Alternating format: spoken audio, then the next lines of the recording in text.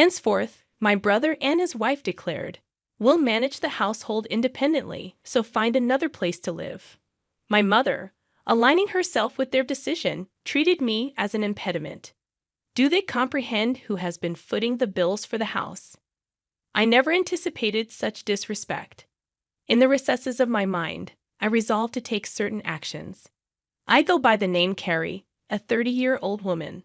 Currently, I reside in my parents' home after returning from college.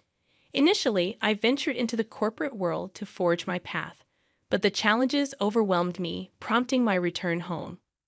While initially navigating unemployment, I explored work-from-home opportunities. Armed with a scientific background, I embarked on a freelance engineering career.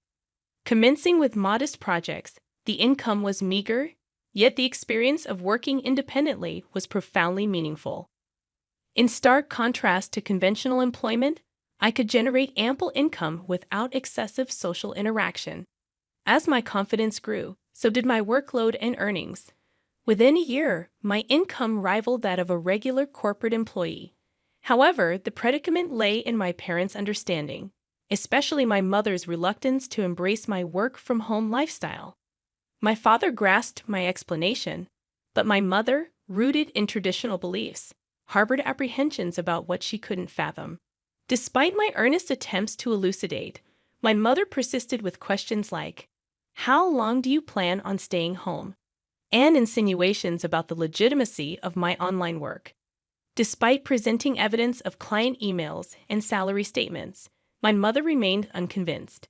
She suspected it to be some shady business or involvement in a dubious religion, despite the consistent payments and the legitimacy of my job.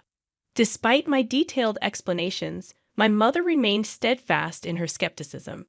She continually expressed concerns about the possibility of relying on unemployment benefits, emphasizing their impermanence. Although I had contemplated living independently, my savings were not yet sufficient. Around that time, my father's health took a toll, with deteriorating legs and back, necessitating nursing care. Facing an early retirement and sudden income loss, my father assured me that his pension would suffice.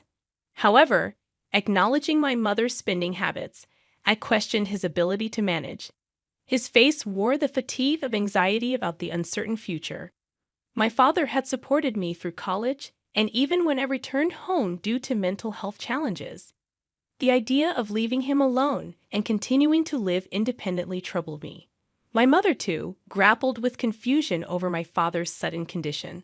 Contemplating the situation, I felt a sense of responsibility and a desire to give back. Reassuring my father, I pledged to support the family from that point onward. He expressed surprise, doubting my income's adequacy, but I confidently showed him my stable financial situation. Grasping the reality, my father, who had always understood my circumstances, was taken aback by my newfound stability. Encouraged by his understanding, I offered to help with household expenses, medical bills, and other financial obligations. Each month, I transferred a certain amount to my father's bank account, shouldering a significant part of the financial burden. As my mother had been using my father's credit card, I created a new main card and provided her with a supplementary card. My father, mindful of saving money, urged my mother to follow suit. In response, my mother questioned whether I should be asked to leave the house. I pointed out my financial contributions and emphasized that it would be more challenging without my support. Skeptical, my mother remained unconvinced and suspicious of my assistance. It took my father's persuasion to finally gain her agreement, allowing me to continue living with them. Continuing my work and household responsibilities, I found my mother increasingly taking my assistance for granted. Her strictness intensified, with constant remarks about the speed of my chores. "Can't you finish your chores faster?" she would complain. I explained the challenge of multitasking while working, but she dismissed my concerns. The strain on my relationship with her became apparent, and it seemed irreparable. In contrast, my father, understanding my efforts, provided much-needed support. Despite this strained dynamic, we persevered in this manner for a year. After a year, my father's health took a sudden downturn, requiring hospitalization. Visiting him daily, I shared moments of concern and reassurance. Aware of the strain on me, my father expressed gratitude, acknowledging the difficulties in my relationship with my mother. As my father grappled with health issues, the already strained relationship between my mother and me deteriorated further. Despite feeling suffocated at times, I remained committed to supporting my family. Recollections of my mother's past efforts, especially during my student days, kept me steadfast in this commitment. However, a significant shift occurred when my mother welcomed my brother Kevin and his wife Mary. Their unexpected arrival brought an abrupt change to my living situation. My brother explained their decision, stating they would be living in the house from now on to ease the burden on me. I was taken aback, and my mother seemed to avoid eye contact. While my brother and his wife claimed their intention was to support me, a hidden meaning lingered in their words. My mother, expressing gratitude, subtly hinted at my need to contribute more to the household. Despite the surprise, I learned that my brother, a graduate of a prestigious college, had joined a reputable company. The unexpected turn of events left me questioning the true motives behind my brother and his wife's presence in our home. Certainly, he must have been earning a substantial salary, but I too was diligently pursuing my own endeavors. I wondered if they could manage without my contributions. Transitioning into a new life at home with my brother and his wife proved to be more demanding than anticipated. "Wake up, Perry, make breakfast," my brother's wife hollered, banging on my door. Fully awake and already engrossed in my work as a morning person, I explained that I was already up and working. Despite my work commitments, they insisted that I prepare breakfast. "Get on with it and get breakfast ready," she demanded.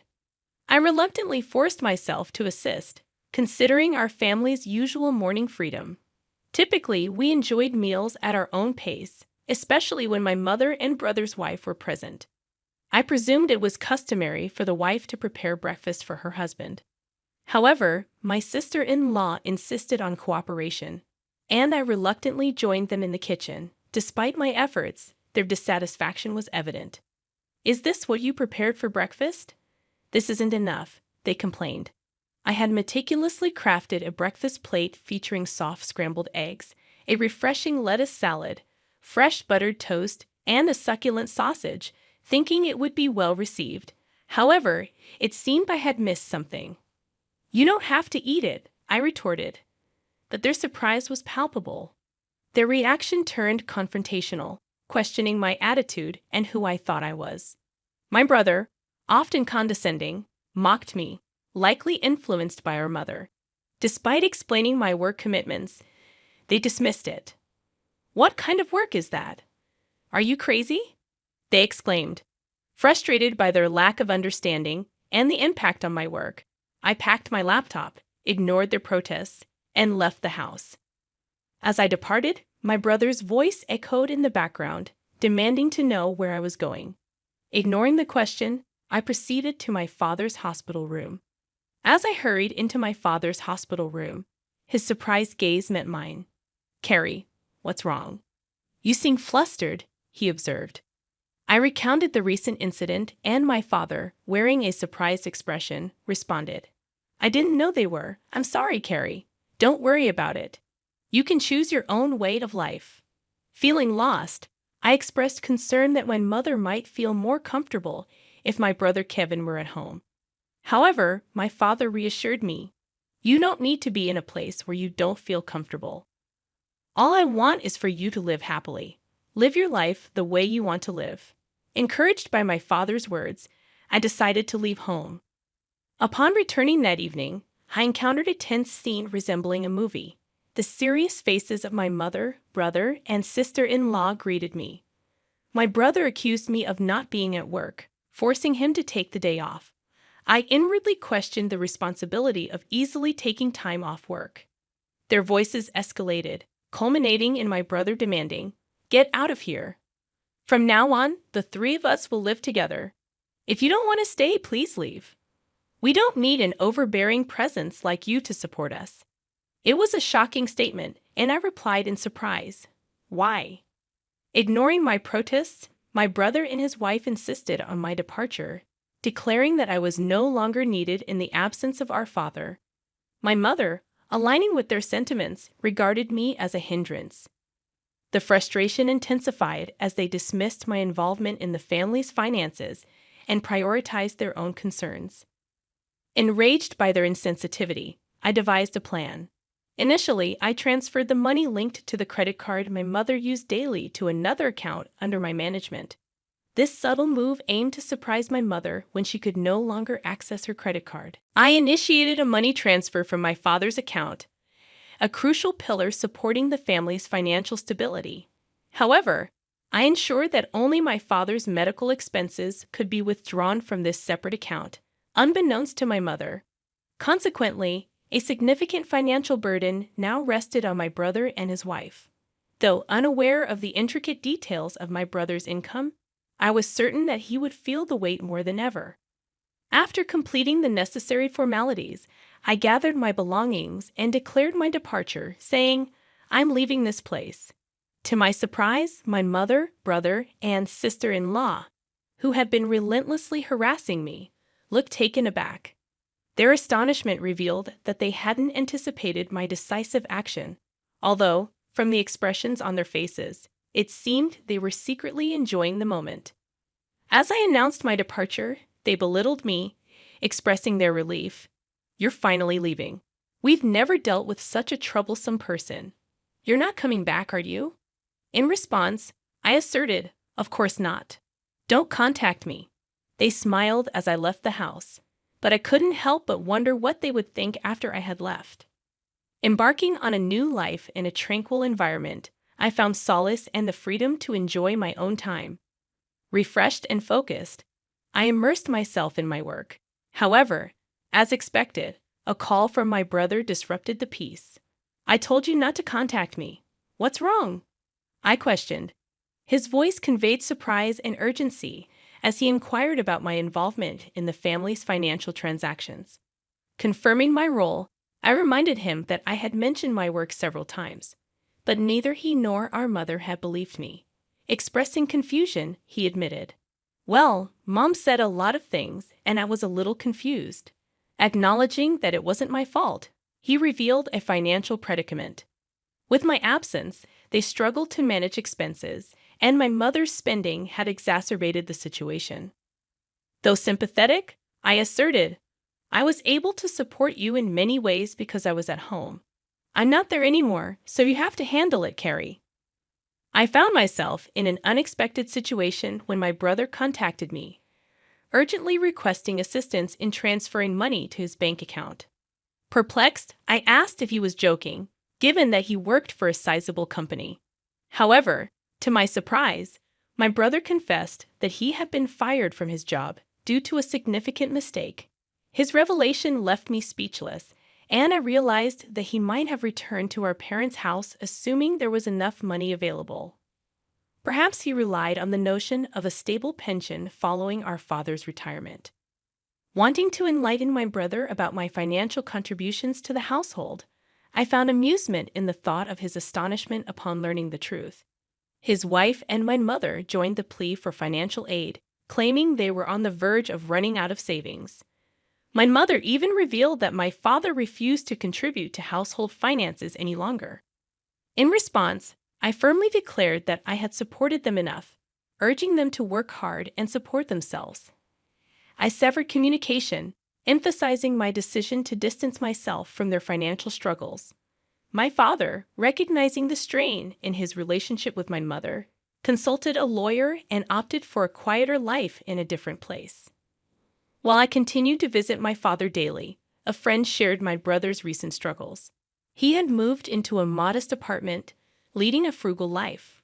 My mother, once a homemaker, faced challenges in her sudden job, while my brother found it difficult to adapt to the opinions of younger colleagues. Despite his wife's efforts, she succumbed to the pressure and departed, leaving my brother and mother to navigate their challenges together.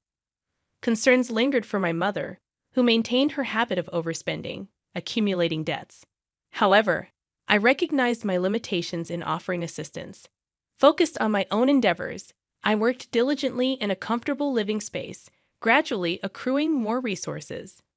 Contemplating new ventures, I aim to spend quality time with my cheerful father, appreciating every moment with him.